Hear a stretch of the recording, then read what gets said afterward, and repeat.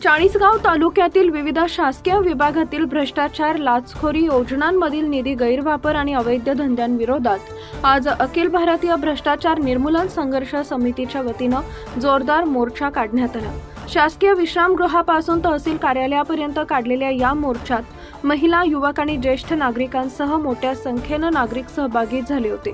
घोषणाबाजी करत मोर्चेकऱ्यांनी भ्रष्ट अधिकारी व कर्मचाऱ्यांवर तहसीलदार प्रशांत पाटील यांना निवेदन देऊन तातडीनं कारवाईची मागणी केली।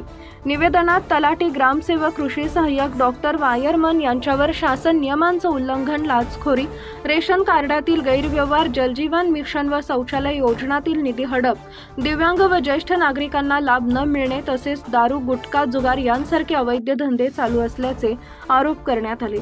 समितीनं दोषींवर फौजदारी गुन्हे दाखल करून तातडीनं कारवाई करण्याचा इशारा दिला असून अन्यथा तीव्र आंदोलनाचा इशारा दिला आहे।